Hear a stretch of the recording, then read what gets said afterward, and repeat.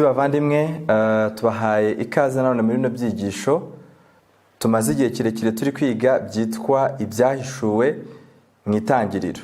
Ni ibyigisho byiza twabonyemo byinshi kandi n'uyu munsi tukiri kubonamo, ariko nkuko twabibabwiye ko hari icyigisho tuzabahereza cyitwa umugereka, tuzareberamo ibintu byinshi bijyanye n'impamvu ki iyi nsanganyamatsiko y'ibyahishuwe mu itangiriro ari ingenzi cyane. Abantu benshi ntabwo bashaka igitabo cy'ibyahishuwe, amadini menshi nawe ugenzura idini ryawe urebe niba uri mu idini ryiga igitabo cy'ibyahishuwe. Amadini menshi ntabwo abishaka, ndetse n'irya risigaye rimwe ryitwa ko ryiga igitabo cy'ibyahishuwe na Daniel, itorero ry'Abadiventiste b'umunsi wa karindwi, uyu munsi risa naho ryahagurukiye gucecekesha iyo nsanganyamatsiko mu buryo bukomeye cyane, kandi ariyo mpamvu yatumye tubaho.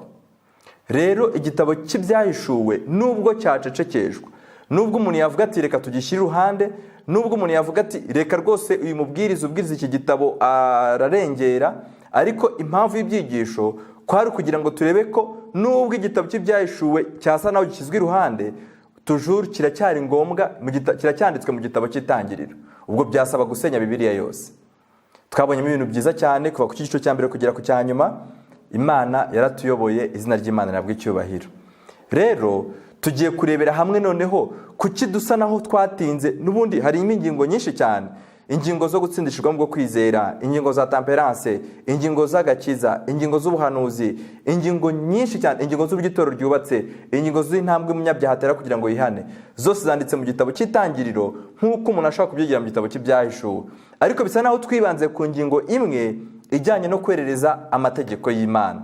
Ubasha kuba waribajije uti ese kuki abantu batinze ku mategeko y'Imana, ndetse by'umwihariko isabato? Ni ukubera yuko isi yose ihagurukiye muri kino gihe kurwanya isabato. Waba ubizi cyangwa utabizi, isi yose ihagurukiye kurwanya isabato mu buryo busa naho ari bw'amacenga cyane. Tugiye kubireba. Imana reka tuyirarike kugira ngo ituyobore muri kino cyigisho, kandi abizi neza ko Imana iri butuyobore. Reka dusabe Imana binyuze mu isengesho kugira ngo ituyobore, asige twinjire mu cyigisho. Kadusenga Imana. Mana yacu, Mana dukunda, turagushimiye cyane, izina ryawe rirabwa icyubahiro. Tugushimiye ko dushyize mu itorero ryawe ririmo abanyabyaha nk'ahandi hose, ririmo abanyantege nke, ariko ni iryawe kuko waribikije ibyanditswe byera. Ishimwe n'icyubahiro byawe. Tujye kubumbura ijambo ryawe, turakwinjize kujya Mwuka Wera azatuyobore. Ucishe bugufi imitima yacu, kandi ufungure imitsi yumva kugira ngo twumve icyo ijambo ryashaka kutubwira muri kino gihe.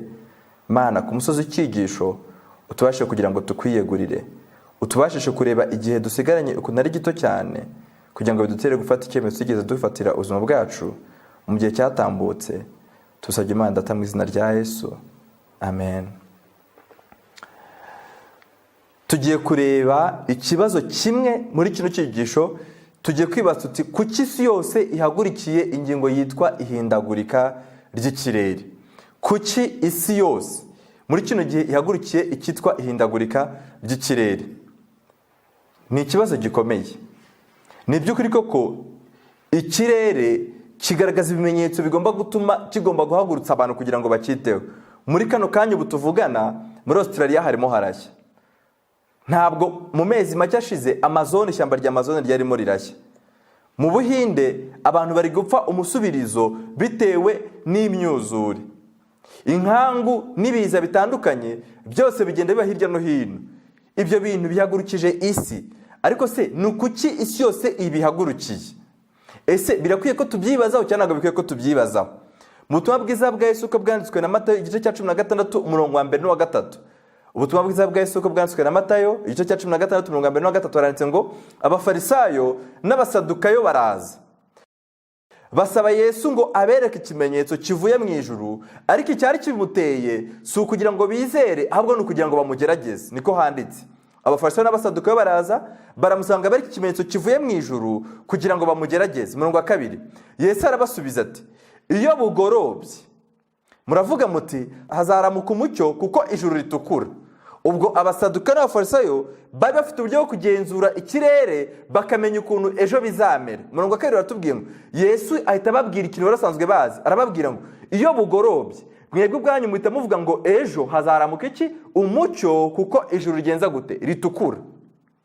Ibyo byari ibintu rusange bahuriyeho abafarisayo n'abasadukayo.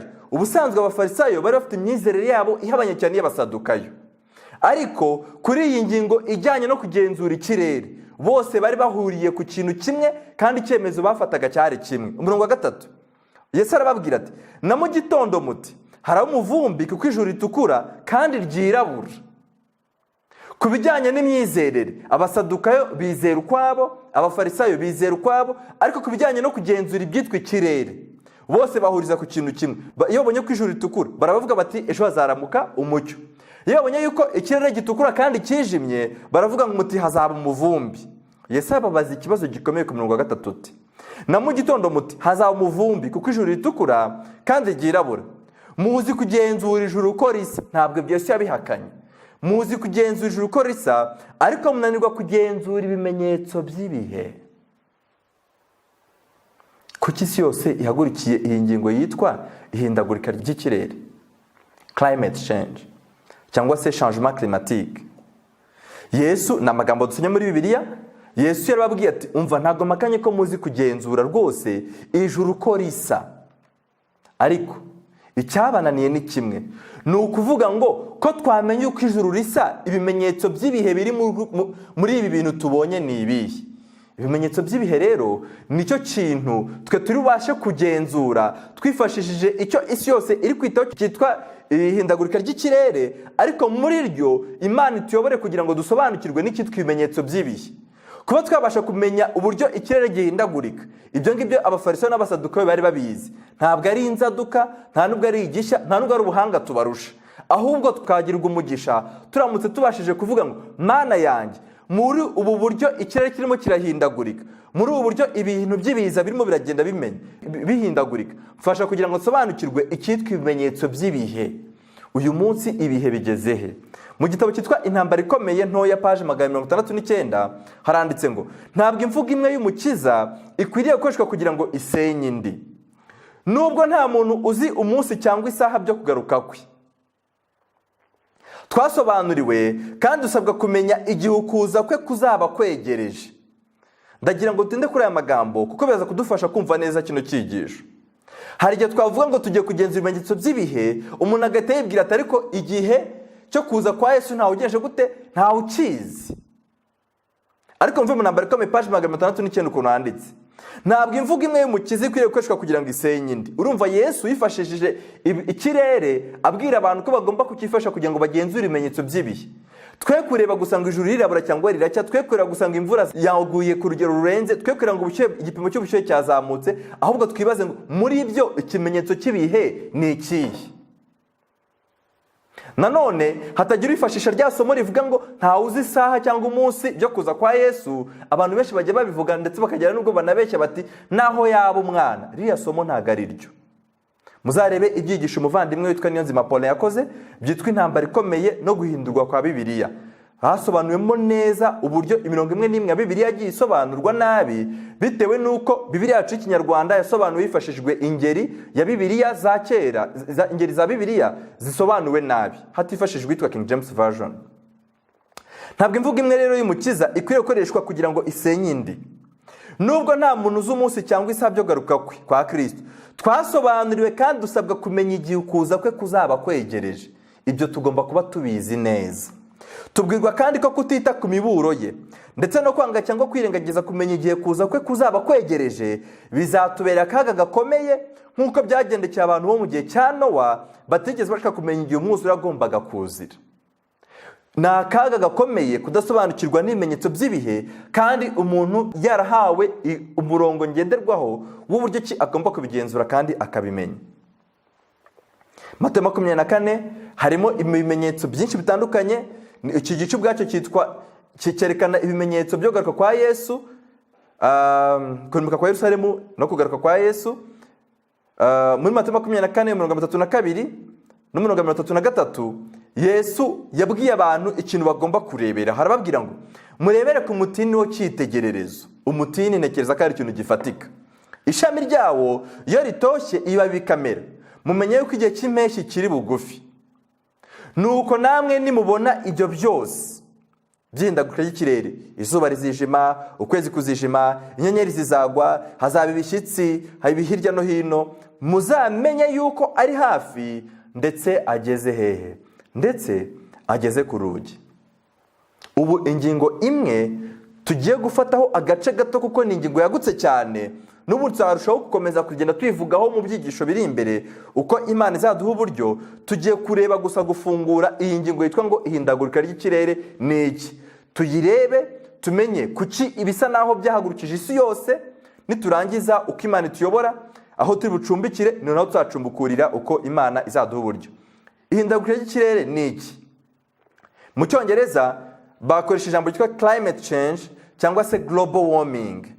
Global warming ni ijambo rikoreshwa bashaka kuvuga yuko igipimo cy'ubushyuhe cyiyongereye ugereranyije n'igipimo rusange isi ikwiriye kuba ifite. Icyo gipimo cy'ubushyuhe cyiyongereye nibyo byitwa global warming cyangwa se climate change. Hagomba guhita habaho impinduka zitandukanye. Ese koko habaho impinduka zizanwa nuko ubushyuhe bwiyongereye ugereranyije n'igipimo rusange ubushyuhe bw'isi bukwiye kugira? Yego rwose. Uramutse ubihakanye waba udafite amaso areba. Ariko ikibazo turacyari kwibaza ngo koko ihindagurika ry'ikirere kuki rihagurukije isi yose? Iyo ubushyuhe buzamutse bukiyongera haba hari ibibazo biteza? Yego rwose. Nk'ibihe? Habaho ihindagurika ryo gusimburana kw'amasezo cyangwa se kw'ibihe. Niba imvura yagwaga mu kwezi kwa mbere kugeza mu kwa gatatu, uzajya kubona ubone isigaye mu kwa gatanu no mu kwa gatandatu. Ubone ibihe byarasimburanye, byarahindutse, ntabwo bigifata amezi byafataga. Icyo ni icya mbere. Icya kabiri, uko ubushyuhe bwiyongera birumvikana ko biteza amapfa. Ntabwo imyaka yera ku gihe agombaga kwerera. Ntabwo umusaruro abantu bari biteze ariwo babona mu bijyanye no kwihaza mu biribwa. Ibyo ngibyo ntekereza ko bihari hirya no hino ku isi. Uko ubushyuhe bwiyongera niko igipimo cy'amazi yo ku isi kigenda kigabanyuka. Amazi ashobora kugenda bikibazo, ibice bimwe na bimwe bishobora kugenda bibura amazi bitewe nuko igipimo cy'ubushyuhe kiyongereye. Umwuka mwiza ugenda ugabanyuka ku isi kubera yuko murumva niba amazi yabaye make, amazi formule y'amazi ni hydrogene na oxygene. Niba amazi yabaye make birumvikana yuko oxygene yabaye nkeya, amazi yabaye make, ubwo na oxygene yabaye nkeya. Bisobanuye ko n'umwuka ugenda ugabanyuka. Niyo mpamvu habo ibyitwa za asphyxie, indwara zimwe na zimwe z'ubuhumekero, ndetse abantu bamwe na bamwe bagapfa bitewe nuko umwuka mwiza ari wo oxygene wabaye mukeya. Mu bice bitandukanye by'isi hagenda habo impfu zishingiye kuri iryo hindagurika ry'ikirere. Abantu bagenda bapfa bitewe n'ibyo bintu byose bitandukanye. Habaho ibintu byinshi cyane bitewe nuko igipimo cy'ubushyuhe cyazamutse ugejeje n'igipimo rusange isi igomba kuba ifite. None se reka twibaze, iryo hindagurika ry'ikirere ririho cyangwa nibaringa? Ririho kuko isi ubwayo igenda igaragaza yuko ibintu byahindaguritse. Urugero ni nk'ibiki twarebera yuko ihindagurika ry'ikirere ririho, nk'imyuzure. Imyuzure irahari na za tsunami mu bice bitandukanye by'isi, ndetse natwe hano mu Rwanda ujya kubona ukabona nko kuri YouTube nabonye ibinyamakuru ndetse n'amavideo byagiye bitangaza ukuntu nk'umuhanda wa Remera ejo bundi wari wuzuye amazi yarenze, ukabona n'ibintu bidasanzwe, ukabona yuko hariho ukuntu ibintu bigenda bihinduka bitandukanye. Gusa uwo ntabwo wari umwuzure, kwari amazi mu buryo budasanzwe, ariko buhoro buhoro bigenda nuko nkuko bitangira. Mu burasirazuba bw'isi mu bihugu by'Ubuhinde imyuzure ishobora kugenda yoreka imbaga. Imitingito na za tsunami byose ni ibyerekana yuko ihindagurika ry'ikirere ririho kuko siko byahozeho, ndetse si nako Imana yabiremye. Inkongi z'umuriro, Amazon yahiye igihe kirenga ukwezi kose. Inkubi z'umuyaga hirya no hino, gushonga k'urubura muri pole z'isi, gushonga k'urubura mu majyepfo n'amajyaruguru y'isi hagizwe n'urubura rwinshi cyane. Urwo rubura rugenda rushonga, iyo rushonze rukagwa mu mazi bivugwa yuko amazi azamuka, igipimo cy'amazi kikaba kirekire, noneho ayo mazi niyo agenda akazateza imyuzure hirya no hino ku isi. Indwara z'ibyorezo ku bantu no ku matungo, kuko niba bwa bushyuhe bwazamutse hari udukoko dupfa, hari ibintu byinshi bibaho bigatuma habaho indwara z'ibyorezo ku bantu no ku matungo. Ibice bimwe na bimwe by'isi bigenda bihinduka ubutayu. Iyo urebye mu bijyanye n'abashakashatsi bo mu isi uko bavuga ibice by'isi bizahinduka ubutayu, ubona bizasoza isi yose pe, ubona isa n'ifite ikibazo. Ibyo bintu bituma isi ivuga icyitwa climate emergency. Dushingiye kuri zino ngingo zitangwa ku isi zigaragaza mu cyitwindagurika ry'ikirere bisoza abahanga b'isi, abanyapolitike ndetse yewe n'abayobozi b'amadini bavuga yuko isi yinjiye mu gika cyitwa climate emergency, ntabwo nabona uko bivuga mu kinyarwanda, yuko hariho urgence climatique, hariho ukwihutirwa ko kwita kuri iryo hindagurika ry'ikirere, ndetse n'amapfa agenda yiyongera nk'uko ibipimo by'isi bitandukanye bigenda bibyerekana. Abahanga bo mu isi n'abanyapolitiki bagaragaza yuko bafite impamvu bakoze ndetse n'ubushakashatsi bakoze bwerekana yuko isi koko hariho ihindagurika ry'ikirere kandi climate change rinini ku rwego rukomeye, ndetse bagasohora ibyegeranyo bihwanye n'ubushakashatsi bakoze. Nk'ubushakashatsi bakoze ni iki berekana yuko gitera iryo hindagurika ry'ikirere. Nshuti bavandimwe, ndagira ngo mu note mwandike izi ngingo abashakashatsi bo mu isi nagerageje guhuriza hamwe 6 gusa. Nyuma yaho turaza kongeraho ya 7 bitewe nuko turi buze gusanga naho hari ikindi kintu abandi bantu bagaragaza. Ariko abahanga bo mu isi n'abanyapolitiki mu nama zabo, mu mahuriro bahuriramo, ugereranyije n'ibyegeranyo bakora, bagaragaza byibura ingingo 6 bahuriraho. Iya mbere nuko bavuga yuko igitera ihindagurika ry'ikirere ari ugukoresha ibikoresho bya plastike. Ibikoresho bya plastike bituma isi ibasha kugira cya kintu cyitwa global warming, ubushyuhe buzamuka bukarenga igipimo rusange isi igomba kuba ifite. Icya kabiri nuko kohereza imyuka ya carbone mu kirere, ya CO2 mu kirere. CO2 bwo mu kinyarwanda wenda bize shimi muraza kubyumva, ariko twabyita imyuka ya carbone. Iyo turi guhumeka uyu mwuka wacu, twebwe abantu twinjiza oxygene, umwuka mwiza, tugasohora carbone, CO2, umwuka mubi. Ibimera cyangwa se ibidukikije byo bifite ikinyuranyo natwe, byo iyo biri guhumeka byabsorba, byinjiza muri byo ya CO2 twe twajugunye, twarije se nk'umwanda. Noneho twebwe bikadusunikira oxygene. Nk'ishyamba rya Amazone ubwaryo niryo rifite 20% y'umwuka wose duhumeka, niko abashakashatsi bavuga. Ubwo urumva carbone yose twohereza ishyamba rya Amazone rirabsorba. Ni ukuvuga ngo niba Amazone irimo irashya, biragaragaza yuko umwuka wose turimo turahumeka utafite ikizababsorba, ntabwo ufite ahantu uzinjirira, bityo umwuka uzajya kutugarukira uzagaruka rundi ari ya CO2 bitume abantu bapfa barwara za ndwara z'ibyorezo nk'uko twabivuze haruguru. Rero abahanga b'isi bavuga yuko ibituma habaho ihindagurika ry'ikirere, cya mbere twakibonye, gukoresha ibikoresho bya plastike. Icya kabiri, kubera ko ibikoresho bya plastike recycling yabyo ntago yoroha. Icya kabiri, kohereza imyuka ya CO2 mu kirere. Icya gatatu, kugabanyuka kw'amashyamba, nibyo twari tumaze kubona, kubera ko amashyamba afite uburyo interactinga n'abantu, afite uburyo akorana n'abantu mu buryo duhumeka. Niba twe duhumetse, niba duhumetse ugasohora carbone, amashyamba yo niyo ari buhumeke. Amashyamba yo arejeta umwanda kuri yo, ni nka oxygene. Iyo oxygene twe niyo dukenera. Niba amashyamba agabanyutse rero bigaragaza yuko bitera ikibazo. Icya kane, ubwiyongere bw'imodoka ku isi. Imodoka zikora emission, zisohora imyuka ihumanya ikirere. Muzari muri shampoma y'imodoka iteka hasohoka imyuka mibi. Iyo myuka rero abahanga b'isi bavuga yuko uko imodoka ziyongera, uko inganda z'imodoka ziyongera ku isi, niko zikora imodoka nyinshi ku isi. Uko imodoka ziyongera niko bitera ikibazo cy'ihindagurika ry'ikirere. Cya gatanu, gukoresha ibyuma bikonjesha amazu bikanayashyushya. Ibyuma bikonjesha amazu bikanayashyushya nabyo abahanga bagaragaza yuko bitera ikibazo cy'ihindagurika ry'ikirere. Icya gatandatu ni ukudakora recycling, nabyo mu kinyarwanda muraza kwihangana abavandimwe, mu kuri iki cyigisho hari amagambo tutabona mu kinyarwanda. Muzarebe nko ku macupa cyangwa amacupa y'izi nganda zose zikora amazi, haba hari utuntu dutatu tumeze nka triangle, nka mpande eshatu. Baberekana yuko niba umaze kuyikoresha ari amacupa akozwe ku buryo abasha kuzongera gusubirwamo, bikaba byatuma bidahinduka imyanda idepfya ahantu, ahubwo bya bintu bishobora kongera kubyazwamo ikindi kintu bitewe nuko byanyujijwe mu zindi nganda, bakongera bakabitransforma. Ngenekereje nuko gukora recycling nayivuga.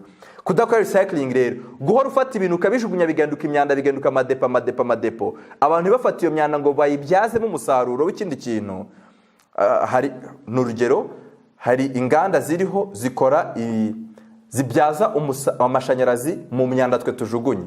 Niba dufata imyanda tukayijugunya, iyo myanda hari abantu bayifata bakayibyazamo amashanyarazi. Iyo ni recycling nayo. Kudakora recycling rero nabyo bisoza bitumye abahanga b'isi bavuga yuko biteza ikibazo cy'ihindagurika ry'ikirere. None se abasenga, abanyamadini, ko nabo twabonye ko mu nama zitumirwa bagomba kuba barimo, ko twabonye yuko Yesu ubwe ajya kuvuga n'abasadukayo n'abafarisayo, ntabwo yavuganye n'abanyapolitiki bari bahari, abaroma bari bahari. Ntabwo iki kibazo turi bukirebere gusa ku banyapolitiki n'abanyasiyansi n'abascientifique, oya, ahubwo Yesu we twabonye yuko ikibazo kijyanye no kugenzura ibimenyetso by'ibihe ntabwo yagishinje abanyapolitiki, ahubwo yagishinje abasadukayo n'abafarisayo. Abo ngabo bari abantu bahagaze ku myizerere.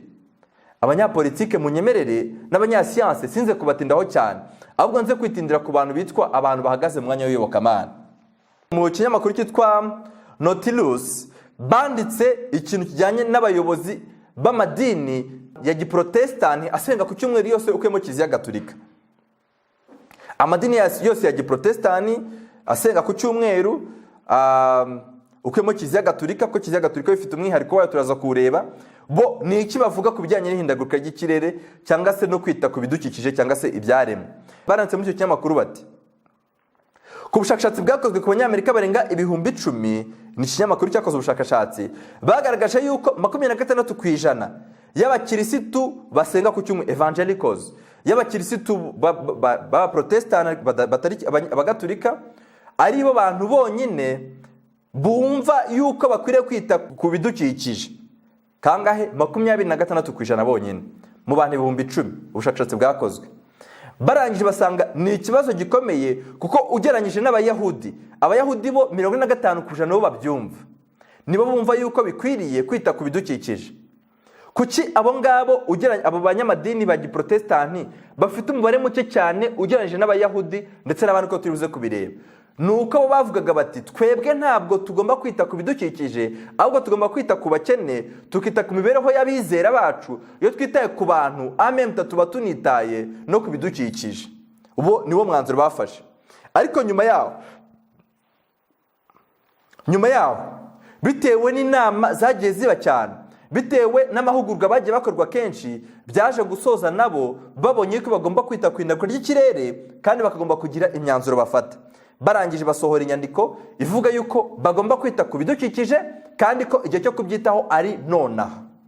Ariko igitangaje nuko nta mwanzuro batanze, nuko bategeze bapropose byira bavuge bati uwo mwanzuro cyangwa icyo kigomba gukorwa niki, ni ABCD. Abayahudi se bo biti, kuko batubwiye ko ugeranyije n'abaprotestani, abaprotestani 26, 45 b'abagatolika na 48% y'abayahudi nibo bantu babashije kumva yuko byihutirwa. Niba abayahudi barabyumvise rero, byanteye gukora ubushakashatsi kwibaza ngo abayahudi bo biti. Ese abayahudi bo iyi ngingo bayumva gute?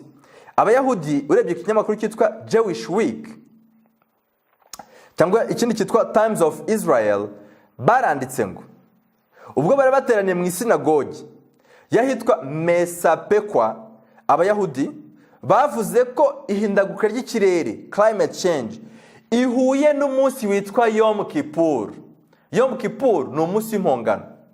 Umunsi w'impongano ku muntu akurikiye bino byigisho, muribuka ko twabonye yuko kuva mu 144 kugeza uyu munsi turi mu gihe kigereranywa n'igihe cyitwa umunsi w'impongano wabaga tariki 10 z'ukwezi kwa karindwi mu bihe by'abayuda ngaruka mwaka. Abayahudi cyangwa se abayuda babagaho rimwe mu mwaka. Kubera iki? Kuko iyo tariki 10 z'ukwezi kwa karindwi zasohoraga bakaba bamaze kubabarirwa, nibwo bizeraga icyitwa kubabarirwa byuzuye. Iyo bakoraga icyaha batambaga igitambo, wenda n'urugero bakoze icyaha tariki 30 z'ukwezi kwa gatandatu, ko babaraga tariki 30 z'ukwezi kwa munani, ko babaraga basubira inyuma. Iyo bagiraga tariki 10 z'ukwezi kwa karindwi, nubwo mu kwezi kwa munani tariki 30 bababariwe kandi batamye igitambo bakacyizera gishushanyo igitambo cya Yesu, ariko bizeraga icyitwa imbabazi zuzuye tariki 10 z'ukwezi kwa karindwi, kuko nibwo habaga icyitwa umunsi w'impongano. Ibyaha byakurwaga ku Bisirayeli bigakurwa no mu buturo bwera bigashyirwa kuri Azazeli. Abayahudi bo bari kwiga ku bijyanye n'ihindagurika ry'ikirere. Nabahaye icyo kinyamakuru muraza kukireba hano kuri screen. Baranditse ngo twebwe tubona, bari bateraniye muri iyo sinagogi yitwa Mesapekwa, baravuze ngo tubona uyu icyitwa ihindagurika ry'ikirere ritwereka yuko turi mu munsi w'impongano. Bahise bakora ikintu gitangaje.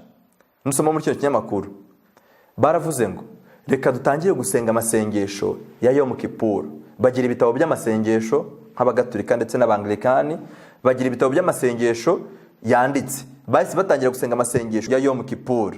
Abayahudi bo muri Amerika bo muri New York baravuze ngo, mwihangane mu cyongereza, we are in the midst of emergency. Turiho mu gihe cyo kugira icyo dukora mu buryo bwihutirwa. Mwibuke aba evangelicals, aba protestant bose basenga ku cyumweru, baravuze nabo ngo hagira igikorwa genza gute cyihutirwa, ariko ntacyo bavuze. Icyo kigomba gukorwa ni iki? Abayahudi nabo urebye kuri cyo kinyamakuru baravuze ngo turi mu gihe hagomba kugira igikorwa mu buryo bwihutirwa. Maze barangije bashinga umuryango witwa Jewish Climate Action Network muri New York, mu mujyi wa New York City. Bashinga uwo muryango ugomba kwita ku bidukikije, ariko ntabwo bigeze bavuga icyo kintu cyihutirwa kigomba gukorwa icyo ari cyo. Ababudiste bo bite? Nituvuga ababudiste ubwo turaza kumva abanyamadini bose bo mu burasirazuba bw'isi. Aya magambo yanditse ku kinyamakuru cyitwa One Earth sanga.org, murayareba kuri screen, ndetse no mu kinyamakuru cyitwa thebuddhistcenter.com. Baranditse ngo abayobozi b'ababudiste 15 bakomeye ku isi bahurije hamwe gusinya inyandiko ivuga ko isi yose ikwiriye kugira icyo ikora, kandi ko igihe cyo gushyira iyo myanzuro mu bikorwa ari ubu. The time to act is now. Igihe cyo kugira igikorwa ni ryari? Ni ubu ngubu.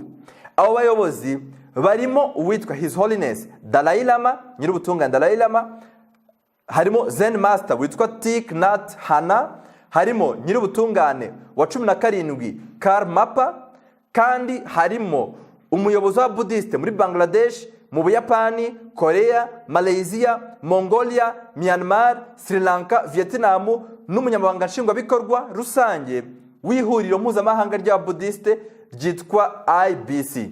Ndetse hakabamo na perezida wa association y'Ababuddhiste muri Leta Zunze Ubumwe za Amerika. Hakabamo na perezida w'umuryango w'Ababuddhiste mu Bufaransa. Ababuddhiste barakomeye.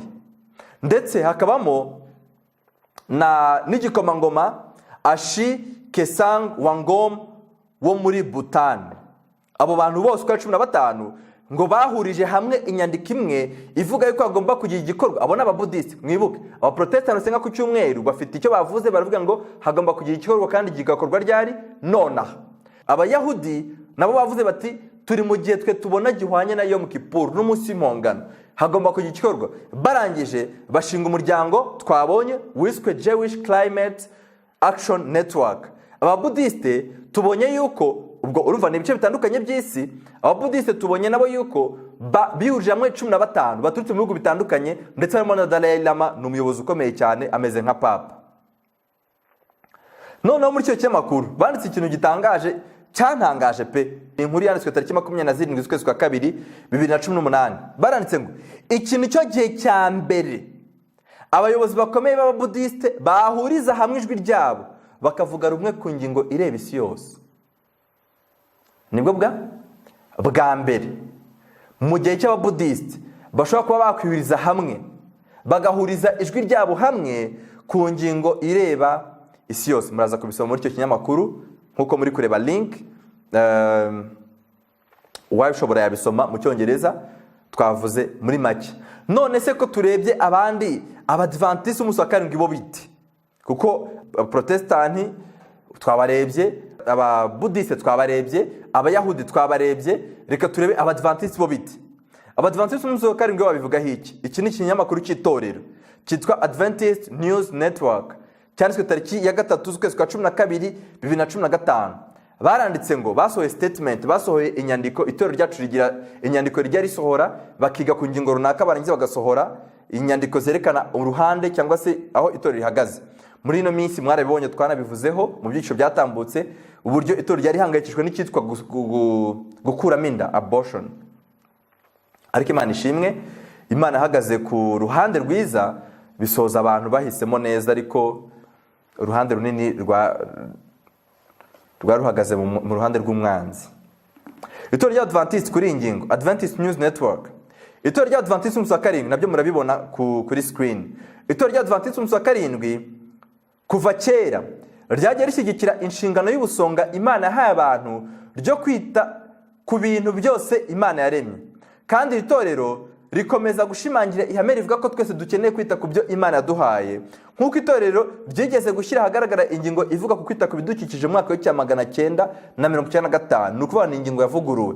Iyo ngingo yaravugaga ngo abadivantisiti umunsi wa karindwi bizera ko abantu bose baremwe mu ishusho y'Imana. Ubwo mu bijyanye no kwita ku bidukikije abadivantisiti bakonekitinze ibintu bibiri, bahuje ibidukikije n'iki n'irema. Aho hantu muze kuhatinda. Abadivantisiti umunsi wa karindwi bizera ko abantu bose baremwe mu ishusho y'Imana, ari byo bitugira ibisonga by'Imana byo kwita ku by'Imana yaremye kugira ngo twite ku bidukikije karemano mu buryo bwo kubibungabunga mu nzira nziza. Ubwo abadivantisiti uruhande rwabo ni ukwerekana yuko umuntu wese usobanukiwe n'irema agomba kwita ku bigenje gute, ku bidukikije. Ubutumwa bw'amarayika wa mbere buvuga yuko tugomba kuramya Imana tukayihimbaza kuko Imana ariyo yaremye ijuru, isi, inyanja n'amasoko n'ibirimo byose, naho ku munsi wa karindwi ikagenza gute, ikaruhuka. Ubutumwa bw'amarayika wa mbere busubiza abantu ku kwiga irema. Abadivantisiti bari guhuza ubutumwa bw'amarayika batatu no kwita ku bigenje gute, ku bidukikije. Mwibuke muri no byigisho twarebye yuko mbere yuko Imana irimbura Sodomo na Gomora yohereje umuburo w'amarayika bangahe, batatu, kugira ngo abantu bitegure, kandi abantu byasoje bawanze. Ari nacyo cyigisho twabonyemo ukuntu Satani amaze kwangiriza itorero ryacu kugeza ubwo abantu basigaye bavuga bati twe turi kubwiriza ubutumwa mu ndirimbo. Ubutumwa bw'amarayika batatu ntabwo bugenda mu ndirimbo, no, nta hantu dufite byanditse. Tujye tubwizanya ukuri. Na umuntu yavuga ati nkunda kuririmba, amarangamutima yanjye anyobora mu kuririmba, ariko ntabwo ubutumwa bw'amarayika batatu, ntabwo Imana ituma abisodomo bagiye baririmba kandi byahoze nibyo bizongera kubaho. Bafashe ubutumwa baragenda. Ubwo rero abadvantisite bo ku bijyanye no kwita ku bidukikije bazanyemo ingingo ikomeye cyane yitwa ubutumwa bw'amarayika batatu. Ubwo hakonekitinze ibyahishuwe, hakonekitinze itangiriro. Natwe mu isi imeruka ko twabonye ko Sodomu yarimbujwe umuriro, isi yo mu gihe cyacu cya nyuma nayo izarimbuzwa iki, umuriro. Twarabibonye mu icyo cyigisho muzakige kivuga ku bya Loti n'ubutumwa bw'amarayika batatu.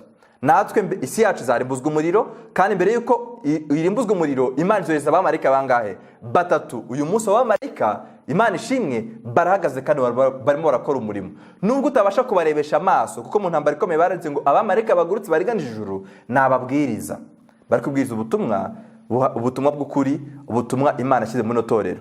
Bidakuyeho ko hari n'abandi bahagara ku ruhimbi kandi bakongereje urumuri rwabo ku rumuri rwa Satani.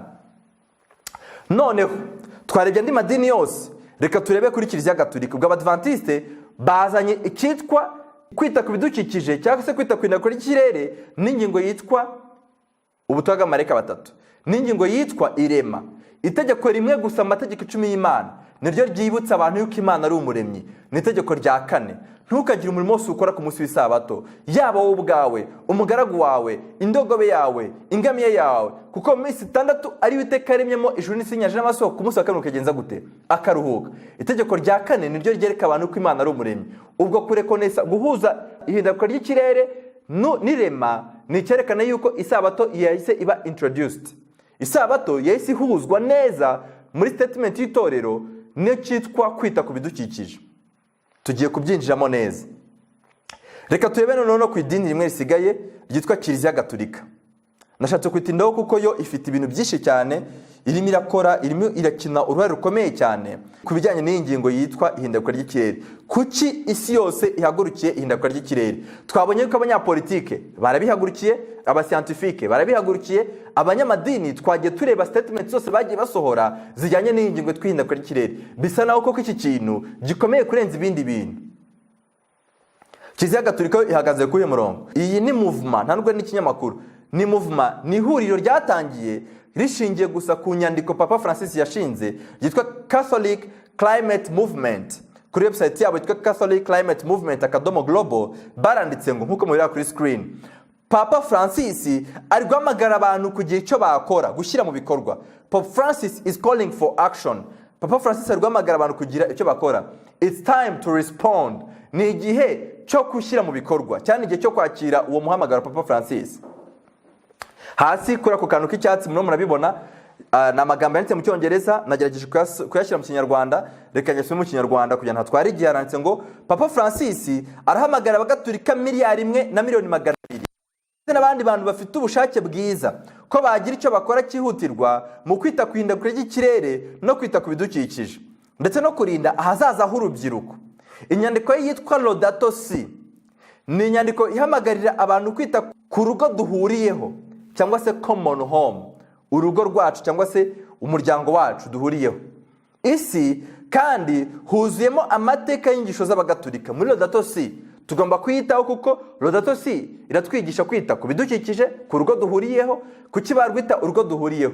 Nuko yaba umugatulika, yaba umubudiste, yaba umunyasiyanse, yaba umunyapolitike, yaba ari wandi ukora inganda z'imodoka zohereza iyo myuka, yaba ari uwo nguwo wangirizwa n'ibyo, twese duhuriye ku isi, niyo bita common home.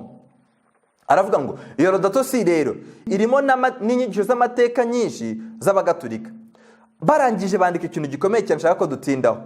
Baravuga ngo we are building a vibrant movement to respond to Pope Francis' call. Baravuga ngo twebwe turi kubaka ihuriro cyangwa se imiryango ikomeye igomba gushyira mu bikorwa icyo Papa Francis ahamagarira abantu cyangwa se ashaka. N'ubundi kuri iyo website yabo catholicmovement.global murabibona yuko bahise bagaragaza iyo miryango ahantu iri ku isi. Utwo tuntu twose tw'umuhondo n'ubururu mubona ni ahantu ku isi hari iyo miryango yose ishingwa. Laudato Si, reka mbibutse, yanditswe muri 2015. Reka turebe Laudato Si ni iki. Bundi buri mupapa wese ugiyeho yandika icyitwa encyclical letter, yagira icyitwa inyandiko asohora zijyanye n'ibintu azakora cyangwa se n'ibintu azibandaho cyane. Papa Francis amaze gutorwa yanditse icyitwa Laudato Si. Ni urwandiko yanditse, ni encyclical yanditse, yasohotse tariki 24 z'ukwezi kwa gatanu 2015. Hari mbere gato yuko habaho inama mpuzamahanga yiga ku ihindagurika ry'ikirere. Iyo nama yabaye tariki 30 z'ukwezi kwa 11 2015, irangira tariki 12 z'ukwa 12 2015. Reka mbisubiremo. Hari inama idasanzwe yitwaga Paris Conference on Climate Change cyangwa se COP 21, kuko inama ya 21 yari bayeho. Iyi nama yagombaga kuba tariki 30 z'ukwezi kwa 11 2015, ikabera mu Faransa, ikazagenda ikasozwa tariki 12 z'ukwa 12 2015. Noneho urumva yabaye mu kwa 11, amezi 6 mbere y'uko iyi nama iba. Papa Francis yasohoye inyandiko yitwa Laudato Si avuga ngo twite ku isi yacu. Ni inyandiko idasanzwe, ni inyandiko yasamiwe hejuru n'abantu bakomeye icyo gihe Leta z'Ubumwe za Amerika zivugaga na Barack Obama, ndetse Arnold Schwarzenegger nawe ari mu bantu bayakiriye hejuru. Yigeze abaho guverineri wa leta ikomeye muri Amerika, ndetse Leonardo DiCaprio wakinnye Titanic ni umukinnyi w'igihangange, nawe yarayakiriye, ndetse na ambassador ni brand ambassador w'ibijyanye n'ihindagurika ry'ikirere. Nkuko mubireba kuri kino kinyamakuru cyitwa Catholic Herald, Perezida Obama aya ni amagambo yanditswe tariki 19 z'ukwezi kwa gatandatu 2015. Mwibuke inyandiko yasohotse tariki 24 z'ukwezi kwa gatanu 2015, none tariki 19 z'ukwezi kwa gatandatu 2015. Mwumve ukuntu muri icyo kinyamakuru haranditse ngo mubisome. Perezida Obama arahamagarira abayobozi b'isi bose kwita ku butumwa bwa Papa Francis. Hasi barandika ngo Perezida wa Leta Zunze Ubumwe za Amerika yavuze ko ashaka abagenzi b'abaperezida b'isi yose bagira icyo bakora ku bijyanye n'urwandiko rwa Papa Francis. Laudato Si yanditswe ejo hashize, nibwo yasohotse, published. Irahamagarira abantu bose, inyoko muntu, guhindura uburyo bita ku bidukikije ndetse bikarushaho gukomeza. Perezida Barack Obama yavuze ko ari inshingano ye kwita ku bidukikije ndetse no kuri iyo gahunda nyine ya Papa Francis iri muri Laudato Si. Arangije aravuga ngo hasi nkuko mubireba, I welcome His Holiness Pope Francis encyclical. Nakiranye ubwuzu ubu butumwa bwa Papa Francis, and deeply admire the Pope's decision to make the case clearly powerful ati kandi rwose ndadmira, kwadmira ndi nyuzwe cyangwa se nejejwe n'icyemezo cya Papa Francis cyo kugaragaza yuko hagomba kugira igikorwa ku bijyanye n'intego ry'ikirere. Niko Perezida Obama yavuze. Arangije aravuga ngo as we prepare for global climate negotiation in Paris in this December. Mwumve ari kubivuga mu kwezi kwa gatandatu. Ati mu gihe twitegura kuzajya kugira ibiganiro dukorera mu Bufaransa ku bijyanye n'intego ry'ikirere. Ubwo n'amezi 6 mbere yuko biba. It is my hope, ni ibyiringiro byanjye, that all world leaders, ko abayobozi b'isi bose, and all God's children, ndetse n'abana b'Imana bose. Iyo bavuze abana b'Imana ubwo hazamo abayoboye amadini, ko no bajyayo. Nabo avuze all bose hatavuyemo n'umwe. Will reflect on Pope Francis' call to come together to care for our common home. Nawe asubima ijambo rya Papa Francis ryitwa common home. Common home, common good. Ayo magambo agiye kuzatera ikibazo mu minsi iri imbere. Ntagarika ibyo ngiye kwigisha, ibyo tuzagiye cyabyo. Arangije aravuga ngo mu gihe twitegura kujya mu kwezi kwa 12 kugira ibiganiro ku bijyanye n'ihindagurika ry'ikirere mu Bufaransa Paris, ni ibyiringiro byanjye ko abayobozi b'isi bose ndetse n'abana b'Imana bose bagomba kugira ikintu bagaragaza ku bijyanye n'umuhamagaro Papa Francis uho adusaba kwihuriza hamwe kugira ngo twite ku isi yacu. Kwihuriza hamwe. Ni bande bagiye gura hamwe? Abayobozi b'isi bose n'abayobozi b'amadini bose. Ubwo ni cyitwa church and state. Kandi itegeko nshinga rya Leta Zunze za Amerika ntabwo ubusanzwe ryemera icyo kintu. Mwibuke isomo twatangiriyeho ko muzi kugenzura ijuru ko risa. Kuki bibananira kugenzura ibimenyetso by'ibihe. Ubwo ni ukuvuga ngo abayobozi bose bagomba kujya mu Bufaransa muri 2015. Bavandimwe ndagira ngo dukurikire intambwe ku ntambwe. Abayobozi bose bagomba kujya mu Bufaransa muri 2015. Yaba ari abayobozi ba leta, yaba ari abamadini, umuntu wese agomba gukandagira i Paris mu Bufaransa yagomba kuba yarabonye Laudato Si, kuko ntiwagira reflection ku kintu utaragenza gute, utarakira. Ubwo ni ukuvuga ko iri encyclique isohoka yahawe abayobozi b'amadini bose n'abayobozi ba leta bose nkuko Perezida Barack Obama bivuze, kugira ngo bazaze bafite reflection, bafite icyo batekereza ku bijyanye n'icyo Papa Francis ahamagara abantu. None kababase, ubwo ninde uyoboye undi? Utekereze wowe ukurikiye kino cyigisho. Ubwo abayobozi ba leta bayoboye Papa Francis cyangwa Papa Francis abayobozi ba leta n'abayobozi b'amadini bose? Reka dukomeze. Muri iyo Laudato Si harimo ingingo nyinshi zitandukanye zivuga rwose ku bintu bigomba gukorwa kugira ngo twite ku isi yacu. Harimo bya bintu byose twavuze ku bijyanye na plastike, harimo ibijyanye no kugabanya igipimo cy'imyuka yoherezwa mu kirere, harimo ingingo nyinshi.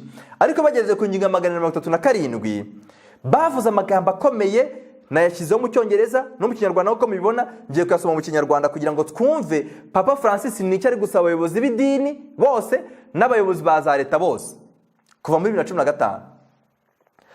Ku cyumweru kujya guhazwa ni igikorwa cy'ingenzi cyane. Uyu munsi kimwe n'isabato y'Abayahudi, ubwo ahuje iki? Ahuje isabato y'Abayahudi samedi n'icyumweru n'umunsi wa mbere cy'umweru dimanche. Avuze ko ari ibintu bimwe. Aravuze ngo ni umunsi wo gutunganya isano abantu bagirana n'Imana, ndetse na buri wese akezwa ku giti cye, ndetse no gukomeza isano umuntu agirana bagenzi be, ndetse n'isi muri rusange. Icyumweru ni umunsi wo kuzuka, ni umunsi wa mbere wo kuremwa bundi bushya. Umuganura ari wo kuzuka k'ubumuntu bw'Imana, ariko kurabagirana guheruka ko guhindurwa kw'ibyaremwe byose. Ubwo ari kwerereza iki? Icyumweru. Ikiyongera kuri ibyo, uyu munsi w'icyumweru usaba abantu ko baruhukira mu Mana. Muri ubu buryo abantu bakwiriye kuruhuka ndetse no kugira ibikorwa byo kwishima ku cyumweru. Za siporo, amakwe, ibikorwa byo kugenza gutishima byose bigomba kuba ryari? Ku cyumweru. Abantu bari kubaho mu buryo bwo gukora cyane bataruhuka, bityo bigatuma batatanga umusaruro. Bakibagirwa ko hari undi murimo w'ingenzi bakeneye gukora, ari wo kwiyitaho. Mu bikorwa byacu bya buri munsi twahamagariwe kugira ikindi kintu twitaho gitandukanye n'ibyo dusanzwe twitaho mu buzima busanzwe. Ubwo ni ubundi buryo bwo kwiyitaho. Ibikorwa bya muntu ntabwo bikwiriye kurangwa no gukora gusa, umuntu ashaka inyungu ze bwite nta gihe cyo kuruhuka. Papa Francis adufitiye impuhwe mu ngingo ya 37 rwose ari gusaba abantu ko bagenza gute baruhuka, ariko bakaruhuka ryari? Ku cyumweru nk'isabato y'iki y'Abayahudi. Amagambo asoza, itegeko ryo kuruhuka buri cyumweru, aya magambo ndashaka muyatindeho. Itegeko ryo kuruhuka buri cyumweru risaba ko umunsi wa 7 ushyirwa ku ruhande, ku buryo yaba ingamiya yawe cyangwa indogobe yawe byose bigomba kuruhuka, ndetse n'umwana w'umugaragu wawe nawe akwiriye kuruhuka, ndetse n'umunyamahanga uri wawe. Arangira ashyiraho isomo ryo mu Kuva igice cya 23:12. Ubwo Papa Francis afashe itegeko ryo kuruhuka aryise ko riri applicable ku cyumweru. Iryo tegeko rivuga iki? Mwibuke neza, Abadventiste statement basohoye bahaye isi bakavuga ati aha niho twe duhagaze. Nuko bavuze iki? Bavuze ko umuntu wese baremwe n'Imana, Imana yamuremeye kwita ku bigenje gute, ku bidukikije. Kandi koko itangira igice cya mbere Imana irema Adamu yaramubwiye ngo nguhaye ibiri mu isi byose ugenze gute, ubirinde. Papa Francis avuze ko kugira ngo abantu bite kwihindagurikire ikirere ariko bagomba gukora, ariko bakajya n'icyo kugenza gute, n'igihe cyo kuruhuka. Icyo gihe cyo kuruhuka avuze ko ari umunsi w'iki w'icyumweru. Ingingo ya 237 muri Laudato Si, imwe Papa Francis yasohoye, Perezida Barack Obama agahita yadumira nk'uko twayibonye, akanasaba abayobozi kuva muri 2015 kuzayitindaho turashe turebaho tugeze muri 2019. Kubw'ibyo ikiruhuko kiragutse cyane, turacyari muri Laudato Si, kuko kigaragaza ko twita ku burenganzira bw'abandi. Kubw'ibyo umunsi w'ikiruhuko ari umunsi wo guhazwa Eucharistia, ni dimanche. Ni umunsi utuma icyumweru cyose gikurikiyeho cyuzurwamo n'umucyo, maze bigatuma twita ku isanzure no ku bakene. Ubwo kuruhuka ku cyumweru bizatuma abantu, kuko ibaze imodoka zose nizireka kugenda, nitugira icyumweru cyitwa car free day. Ntabwo iba mu Rwanda gusa, hari ibihugu byinshi ku isi bifite car free day, aho imodoka zitagomba kugenza gute, kugenda kuri icyo cyumweru. Urumva Papa Francis aravuga ati emission ya carbone izagenza gute, izagabanyuka, kuko abantu bazaba bagenje gute, nta modoka zagiye mu muhanda. Abantu nibareka kujya ku kazi ku cyumweru, inganda zigafunga, urumva yuko nta kibazo cy'imyotsi zazamuka mu kirere. Icya kabiri, abantu bazaruhuka batanga umusaruro mu cyumweru gikurikiye. Ati cyumweru gikurikiyeho aravuze ngo kizaba cyuzuyemo n'umucyo, maze tube twita ku isanzure, ari byo bidukikije, ndetse no kuki, no kubakene. Okay, ari kuvuga icyumweru kuko nk'uko mubizi ntabwo icyumweru kigeze gishyirwaho n'Imana. Nta namwe mu Bibiliya handitse yuko abantu bagomba gusenga ku cyumweru.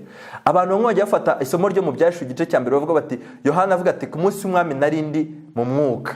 Ntajya mbabwire yuko ntabwo iryo somo rivuga icyumweru, ahubwo isomo muri Mariko 2:28 Yesu avuga yuko isabato yawe bw'abantu abantu so babaye kubw'isabato. Kubw'ibyo umunsi w'isabato ni umunsi w'umwami.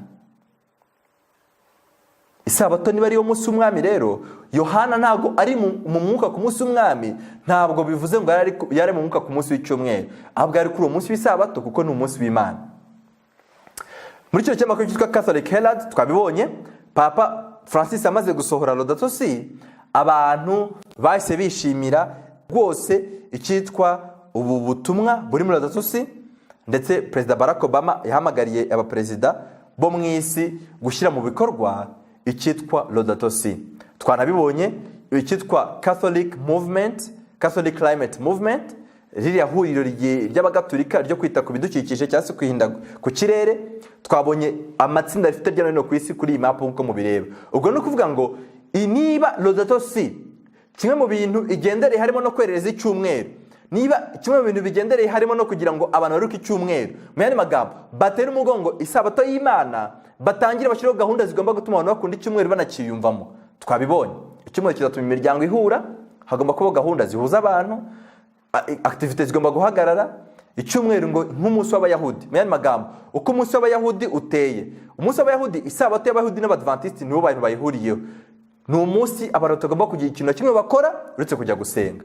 Ubwo mu yandi magambo ku isi hari kwinjiramo amahama ngahe abiri. Abadventiste n'Abayahudi bafite isabato yabo bagomba kuruhukaho, ariko Kiliziya Gatolika iri ku propose binyuze muri Laudato Si iri guporopoza ko abantu baruhuka umunsi w'icyumweru, kandi ibyo ngibyo nibyo biri kwemerwa n'abayobozi ba leta nk'uko twabonye Perezida Barack Obama ari kubisaba abantu, yabisabye abaperezida b'isi yose muri icyo gihe, ndetse n'uyu munsi turaje tubirebe. Abantu bakomeje gushyira mu bikorwa icyitwa imyanzuro ya Papa Francis muri Laudato Si. Kuki isi yose ihagurukiye ingingo y'ihindagurika ry'ikirere? Ubwo mu isi hari kwinjiramo ingingo zingahe? Ebyiri. Imana ishimwe cyane.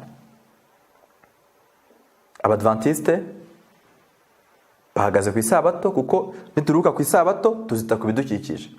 Uko twabikoreshaga bizaruhuka nabyo.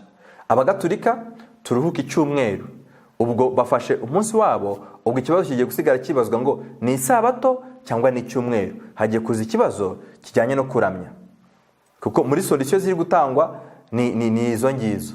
Kandi the time to act is now, niko bose bavuga. Igihe cyo gubishyira mu bikorwa kiri ryari? Nonaha. Hari imiryango imwe n'imwe rero yavutse bitewe n'iki kibazo cy'ihindagurika ry'ikirere. Imiryango yavutse bitewe n'iki kibazo cy'ihindagurika ry'ikirere, imwe muri yo nagerageje gufata imiryango ishingiye ku rubyiruko ndetse n'iy'abakuze, murayibona kuri screen. Iyi miryango yose ibereho gushyira mu bikorwa Laudato Si. Nta muryango n'umwe ubereho gushyira mu bikorwa statement Abadventiste basohoye, n'uyu n'umwe. Ahubwo igitangaje, natwe muri twe harimo abatemera ibijyanye n'icyo inyandiko twahawe zivuga, bakumva rwose umurongo isi irimo iragenderaho ariwo twiteguye kugenderaho. Inyandiko dufite zirabivuga, zivuga yuko abantu benshi bazayobywa no kuba barashyize ibyinyo byabo mu bapasitoro n'ababwiriza butumwa. Iyi miryango harimo imiryango mubona nk'uwitwa Earth Uprising, harimo Youth Climate Strike, harimo Fridays for Future, harimo Future Coalition, iyo nishingiye ku basore. Mujye mu bakuze harimo uwitwa 300.org, harimo Greenpeace, harimo Hip Hop Caucus, harimo S, harimo March On, harimo Green Faith, harimo Move On, harimo The Rock Vote Action Fund, harimo Oxfam, hano mu Rwanda iranahari, harimo Mothers Out Front, harimo Sierra Club, n'indi myinshi irenga igihumbi. Imiryango yavutse ndetse n'iyari ihari igahita ishyira muri gahunda ibi bintu bijyanye no gushyira mu bikorwa Laudato Si. Nubwo bamwe bashobora kuba babikora babizi, abandi batabizi, ariko inyuma y'icyo bari gukora ni ugushyira mu bikorwa Laudato Si. Kandi Laudato Si nko twayibonye, Papa Francis nta kindi agendereye ni ukwerereza icyumweru. Abadventiste bashyize imbere isabato y'Imana ya Bibiliya. Papa Francis arerereza icyumweru cyashyizweho n'abapapa bamubanjirije, kitigeze cyandikwa na rimwe muri Bibiliya nk'igisubizo cy'isi.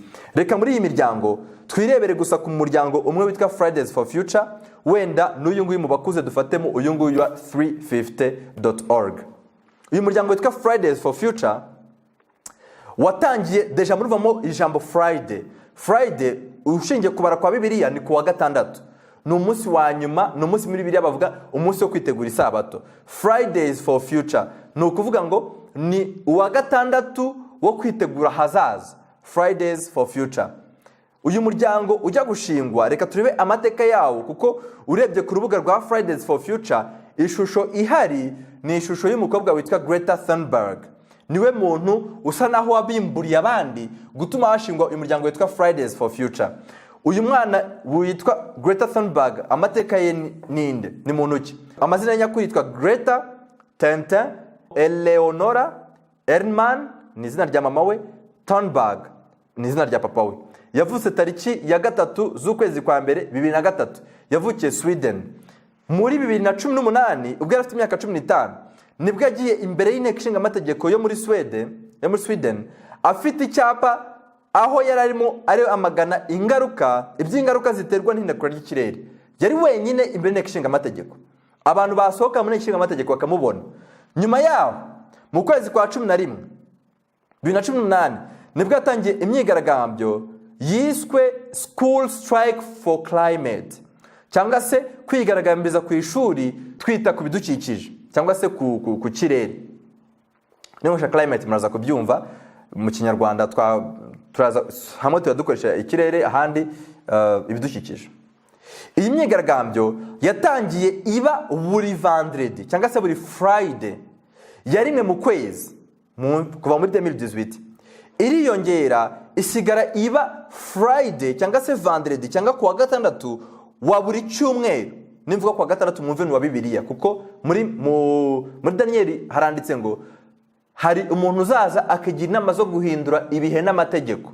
Ubwo ibihe bya Bibiliya byabaraga vendredi nk'umunsi wa gatandatu, ariko ubu papa bwaraje bufata vendredi buhindura iminsi. Ibyo ni ikindi cyigisho, niyo mpamvu ndi kubara nshingiye ku kubara kwa Bibiliya ntashingiye kubara ku isi. Friday ni umunsi wa gatandatu ushingiye kuri Bibiliya, ariko Daniel kuko yagomba gusohora 25 azigira inama zo guhindura n'amategeko. Ibihe n'amategeko mu byahindutse harimo n'iminsi, niyo mpamvu Friday bamwe bayita kwa gatanu, Bibiliya ita kwa gatandatu. Iyi myigaragambyo yatangiye iba buri vendredi cyangwa se Friday cyangwa wa gatandatu wa Bibiliya wa rimwe mu kwezi, ariko bigera ubwo byiyongera bisigara biba vendredi cyangwa se Friday cyangwa wa gatandatu wa Bibiliya noneho wa buri cyumweru. Kandi iyo myigaragambyo ntabwo yagumye muri Sweden gusa, yakwirakwiriye hirya no hino ku isi, bisoza bigeze mu bihugu birenga 150. Niyo mpamvu byitwa Friday for Future. Murareba kuri iyi map nkuko nabiberetse, mu miryango yavutse harimo n'uyu witwa Friday for Future. Friday for Future, Fridays for Future. Uyu mwana Greta Thunberg niwe wabitangije, ndetse aza kuba umuntu w'ikirangirire. Nkuko mureba kuri ino video tugiye kuyireba, aha ni mu Buyapani, abanyeshuri bari kwigaragambya nabo. Washington DC barigaragambya, Cape Town South Africa bati dukeneye impinduka. London mu Bwongereza abanyeshuri bavuye mu ishuri bari kwigaragambya. Delhi mu Buhinde bari kwigaragambya. Belfast muri Irlande naho barigaragambya. Abana bose bavuye ku mashuri nkuko mubireye, nababwiye ngo tureba ku muryango umwe kuko ntabwo twabura umwanya kureba iyo miryango igihumbi yose mu cyigisho kimwe.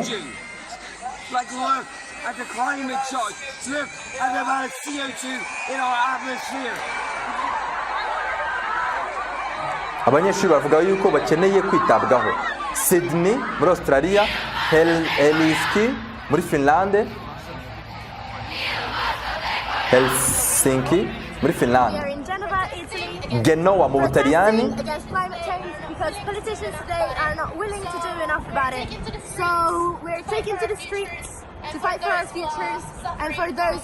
nimwumva neza icyo bari kuvuga bose baravuga ngo we are fighting for the future, ariko ntibavuga proposal batanga. Berlin mu Budage bose bati turarwanirira ahazaza, turifuza ahazaza, ariko ntibavuga solution. New Zealand ahitwa Nelson,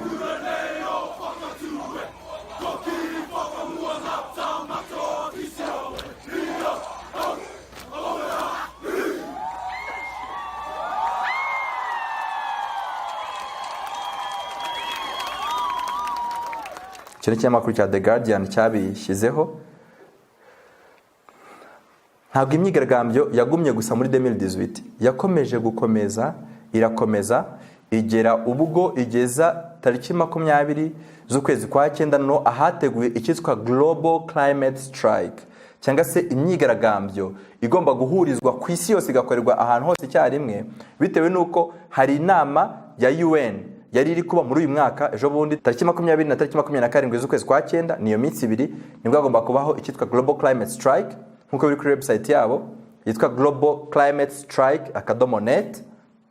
Ni imyigaragambyo yateguwe kugira ngo abantu bagaragarize abayobozi bose, abayobozi ba leta bari bateraniye, abaperezida of course birumvikana, bari bateraniye i New York mu muryango w'abibumbye biga kwinduka ry'ikirere, kugira ngo babagaragarize uburyo barambiwe, uburyo bifuza yuko isi yagira ikikora. Abasore n'inkumi, abasaza n'abakecuru, abarimu n'abanyeshuri bose barahuye barigaragambya tariki 20 z'ukwezi kwa 9 2019. Bongera byari vendredi nabyo byari Friday, bongera kwigaragambya tariki 27 z'ukwezi kwa cyenda, none byari Friday imbere y'inteko y'umuryango w'abibumbye, bagaragaza yuko bifuza impinduka. Bose bararimba ngo we need change, we need change. Ariko se iyo change bakeneye ni ihe itavugwa. Wari ubiyoboye nkuko mwabibonye ni Greta Thunberg, yambutse inyanja, yanze kugenda n'indege, avuga yuko nayo ihumanya ikirere, ajyana n'ubwato kugira ngo ajye muri uwo muryango w'abibumbye UN, kugira ngo agaragaze isi ikibazo urubyiruko rufite. Reka turebe iwacu mu Rwanda. Harya twakwibaza tuti ariko sibyo bintu ko bibera hanze bite no mu Rwanda? Urebye kuri website ya fridaysforfuture.org hariho map yerekana ahantu hagomba kubera imyigaragambyo. Nagerageje guscreenshotinga nkuko mubira kuri screen kugira ngo tukibaze tuti ahari ni iby'ubwota amasimbi, twebwe ntabwo ibyo bintu bitureba. Hari igihe twibaza tuti cyangwa twe ntabwo bizatugeraho. Ibintu byose bigomba gutangirira mu gitabo cyitwa Rulers of Evil. Baranditse ngo ibintu byose bigomba, Amerika yashyiriyeho kuba center y'ibibi, kugira ngo ibintu byose bikorewe muri Amerika bibi bihite bikwirakwira mu isi mu gihe gito gishoboka, bitewe n'uko ikintu cyose gikorewe muri Amerika biroroshye kuba cyakwirakwira ku isi kuruta igikorewe muri Australia, muri Finlande, muri Singapore, muri Espagne, tubasha no kutabimenya. Ariko icyabaye muri Amerika uwo munsi kiragikwirakwiye isi yose. Rero tutagira ngo nibera muri Amerika gusa, ahubwo bibera muri Amerika bigakwirakwira mu isi mu buryo bworoshye. Reba kuri iyo screen fridaysforfuture.org map. Kuri map mu Rwanda naho hari umuntu wateguye iyo strike, nawe wateguye iyo myigaragambyo. Mwibuke neza batubwiye ngo kuri website ya Catholic Climate Movement batubwiye ngo turimo turategura movement, turimo turategura imiryango itandukanye igomba gushyira mu bikorwa Laudato Si, cyangwa icyo Papa Francis ari guhamagarira abantu. Mu Rwanda hari uwitwa Mahame Andrew, ngibi kuri website mo murabireba, Kigali Rwanda, afite umuryango witwa Youth, nibaruwe cyangwa nibaruwa akorera ntago mbizi, Youth for Development and Human Right Advancement. Harona na email ye, nibaru saba interested yazamwandikira. Iyo myigaragambyo igomba kuba gute? Yateganyije ko izaba tariki 29 z'ukwezi kwa 11 nejo bundi 2019, ikabera hehe? In schools, mu bigo by'amashuri, niko yavuze, ikaba saa 6 kugera saa 7. Ntabwo mbizi niba azayikora cyangwa atazayikora, ariko kuri map niko bigaragazwa yuko umugabo cyangwa umusore witwa Mahame Andrew ufite umuryango witwa Youth for Development and Human Right Advancement nawe yateguye izo strike.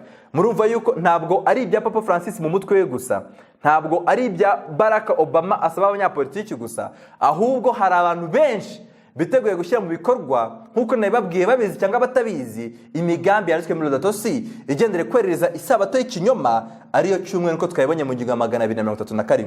By the way, kambabazi, Fridays for Future, imyigaragambyo iteka igomba kuba buri kuwa gatandatu wa Bibiliya. Friday for the future harimo FFF. F ni yakangaye iyo ugiye kubara ABCD ku bantu bizi. A ni 1, B 2, C 3, D 4, E 5, F 6. Ubwo niba ari Friday F 1 6 1, 4 ni indi 6, future 6 3. Ubwo barimo promoting iki? 6 6 6. Niba icyumweru aricyo mpamvu nyamukuru yo muri Laudato Si, ubwo ni ukuvuga ngo n'ubundi ari kuba promoted ikimenyetso cy'inyamaswa. Kuko Bibiliya mu byashwe 18 yabivuga ikimenyetso umuntu wese uzubwenge abare uwo mubare w'iyo nyamaswa. Kuko uwo mubare inyamaswa n'ubwami ko twemeye Daniel 7:25, umubare w'iyo nyamaswa, inyamaswa n'ubwami. Umubare w'iyo nyamaswa ni 6 6 6. Rero ibiri kuba mwisi bigendere n'ubundi kurwanya Imana, abantu babizi cyangwa batabizi. Muri cyo gihe ubwo hari kuba imyigaragambyo muri Amerika, hano mu Rwanda uko nababwiye ngo reka twirebere natwe ibitureba. Natwe habaye ikintu nakwita inama cyangwa se Social Good Summit. Niko yiswe Social Good Summit, yabereye muri Mount Kenya University hari Kicukiro.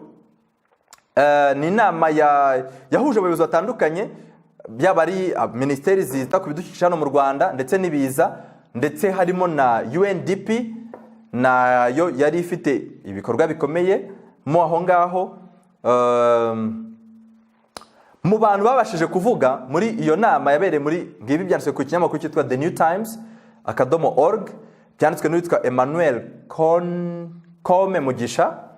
Ni inkuru yanditswe tariki 24 z'ukwezi kwa 9 2019.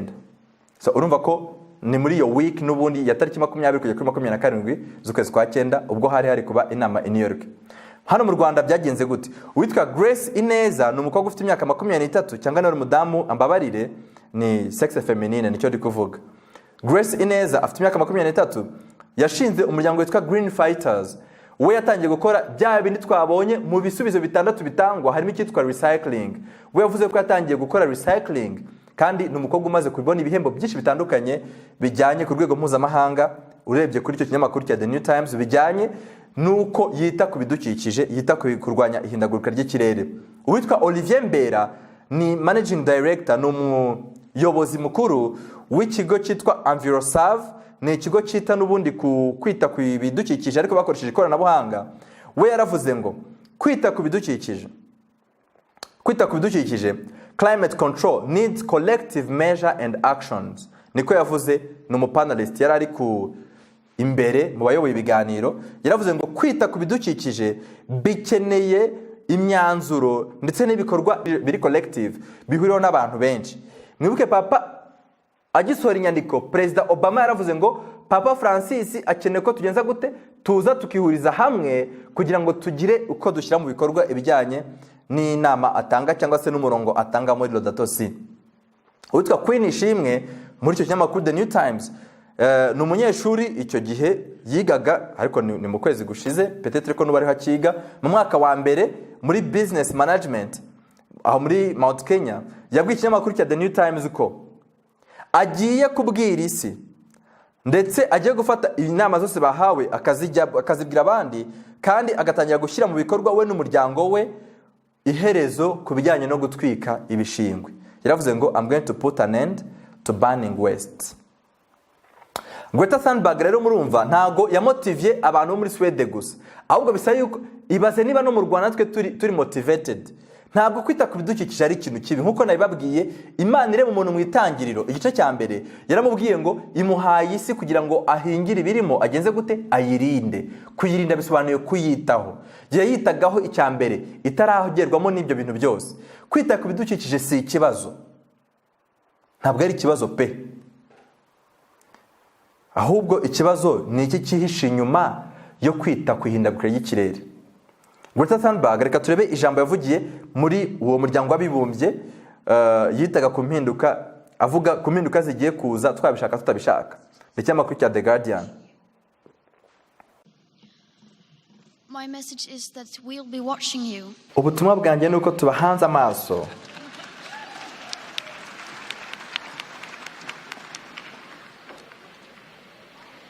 This is all wrong. Ibi byose birimo kibazo. Ntabwo nagombaga kuba ndi hano. Nagombaga kuba narasubiye ku ishuri hakurya y'inyanja. Ariko iteka twebwe urubyiruko mudusanga mutwizeza ko hari icyizere. Ni gute muhangara kuvuga ibimeze bityo? Mwamaze kwiba ibitekerezo byanjye ndetse n'ubwana bwanjye mukoresha amagambo yanyu arimo ubusa, ariko ndi umwe mu bahiriwe. Abantu bari kubabara, abantu bari gupfa, kandi n'ibidukikije biri kurushaho kwangirika. Turiho mu gihe cyo kwangirika gukomeye, ariko ikibahuza ni ukuvuga gusa amafaranga n'uburyo ubukungu bwazahurwa. Ni gute mushobora guhangara kuvuga ibimeze bityo?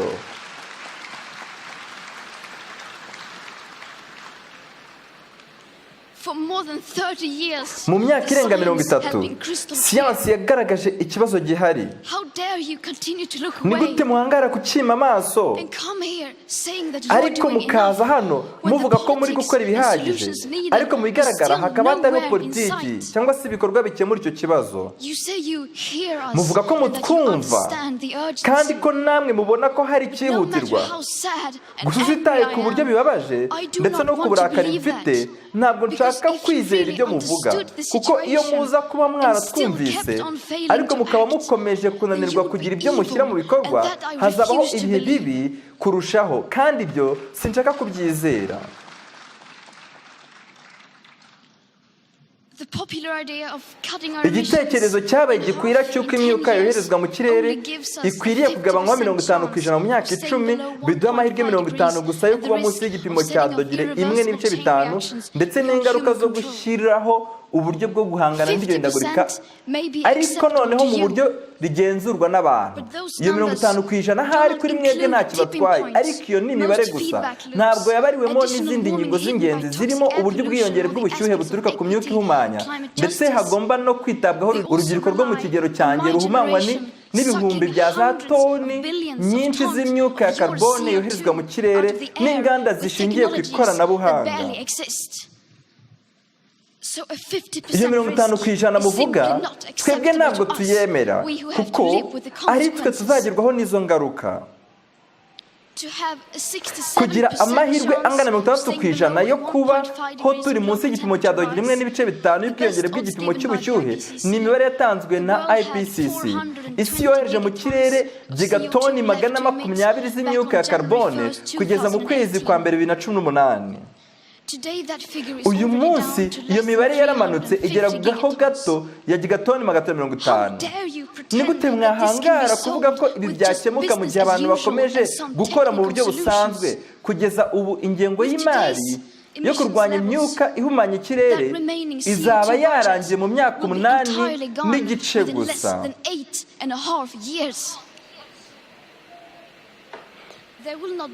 Mu gihe kizaza ntabwo hazabaho igisubizo cyangwa se igenamigambi ushingiye ku mibare dufite hano uyu munsi kuko iyi mibare ntabwo isobanutse kandi namwe ntabwo mufite ubunararibonye bwababashisha gusobanura imibare mu buryo bwa nyabwo. Muri kutujijisha ariko urubyiruko rutangiye gusobanukirwa n'ubugambanyi bwanyu. Amaso y'abari kubyiruka nimwe tuyahanze kandi nimuhitamo kutagira icyo mukora ndavuga ngo ntabwo tuzigera tubababarira.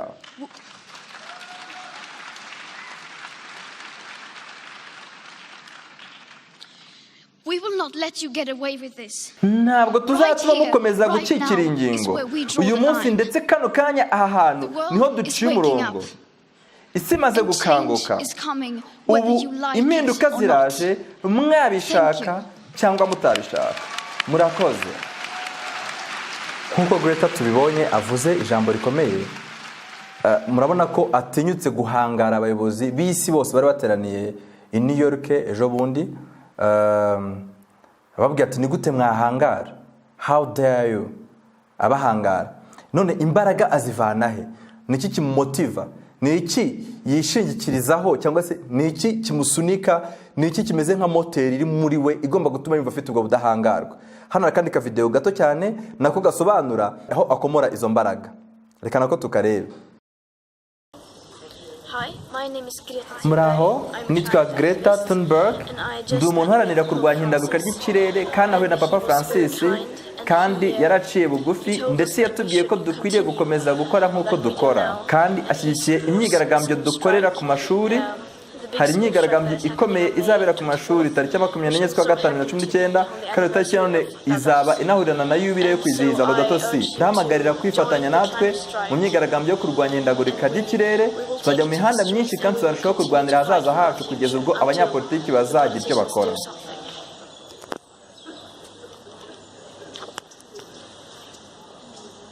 Murabona yuko ashingiye kuri Laudato Si ndetse avuze ko ari Laudato Si generation.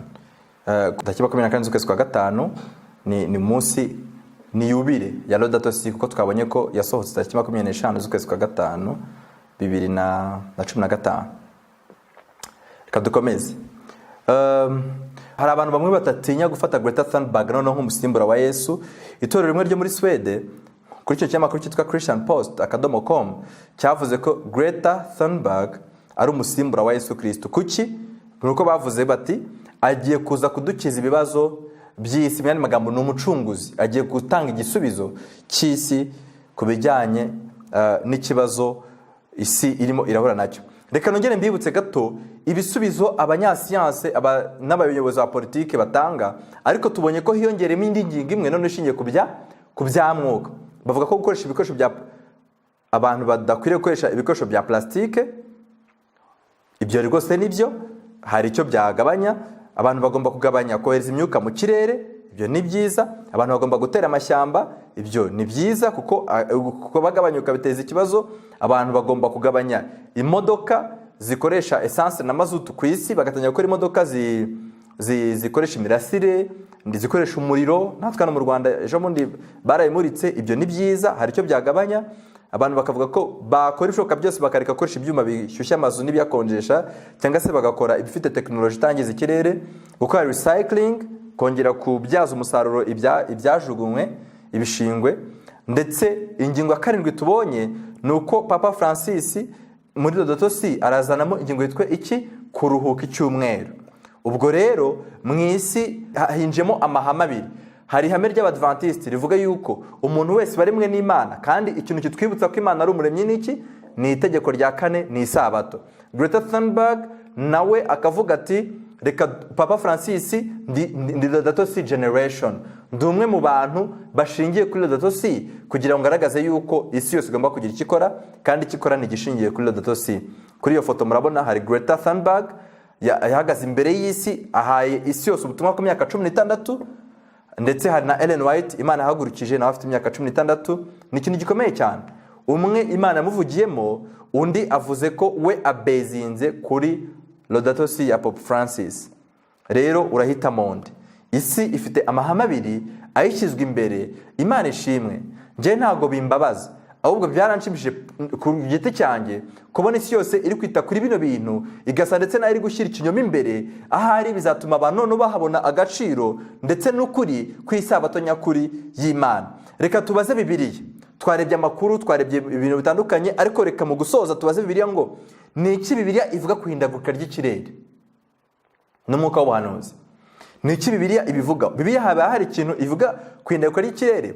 Mwibuke neza ibyo abanyapolitike batanga nk'ibisubizo, nka solution zatuma guhindaguka kw'ikirere bidakomeza gufata umurego nk'ubifata, nk'uko Greta Thunberg yagaragaje iriya mibare mu ijambo ry'uko mwabibonye, ndetse n'abandi banyapolitike no muri Laudato Si byanditsemo. Reka turebe impamvu batanga zituma isi ihindagurika. Ese nizo? Reka tujye muri Bibiliya noneho turebe. Bibiliya haba hari ikintu ivuga ku ihindagurika ry'ikirere? Yego. Niba ari yego, ese ibyo Bibiliya ivuga byaba ari byo? Byaba bihura n'ibyo siyanse n'abahanga bo mu isi bavuga? Mwibuke ko bavuga yuko igituma isi ihindagurika harimo gukoresha ibikoresho bya plastike, kohereza imyuka mu kirere, kugabanyuka kw'amashyamba, ubwiyongere bw'imodoka mu isi, gukoresha ibyuma bikonjesha n'ibishyushya amazu, kudakora recycling, kutaruhuka ku cyumweru, gucukura amabuye y'agaciro za peteroli. Batanga byinshi. Reka tubaze Bibiliya. Bibiliya mu Itangiriro cya 31, Bibiliya Imana irema, haranditse ngo Imana ireba ibyaremye byose nuko byari byiza cyane, buragoroba buracya, uwo ni umunsi wa 6. Imana imaze kurema, ku munsi wa mbere yararemye iravuga ngo ni byiza, uwa kabiri irarema iravuga ngo ni byiza, uwa gatatu irarema iravuga ngo ni byiza, kugeza ku munsi wa 6 aratubwiye ngo Imana ireba ibyaremye byose nuko byari byiza cyane, buragoroba buracya, uwo ni umunsi wa 6. Mu yandi magambo, Imana ntabwo yigeze irema ibintu byangiritse. Ibintu byose Imana yaremye byari byiza. Izuba ryavaga ku rugero rukwiriye, imvura nubwo icyo gihe ritaragwa, ariko nyuma mu gihe cyo kwa Nowa byaje kubera ingaruka z'icyaha, ikirere cyaneteshaga ikime ku buryo nta kibazo ibihingwa byagiraga. Inyanja ntabwo yarengaga ururimi Imana yayiciriye, ntabwo inyamaswa zaryaga izindi. Ibintu byose Imana yaremye byari byiza. Ntabwo amabuye y'agaciro yagiraga radiation zitera abantu indwara. Radiation, uburyo amabuye y'agaciro yangiriza uruhu rw'abantu cyangwa se n'amagufwa, ntabwo radiation zavaga ku mabuye y'agaciro kuko nta yandi mabuye abantu baremye, ni Imana yaremye. Ariko Adamu amaze gucumura, Bibiliya itwereka yuko isi yatangiye guhindagurika.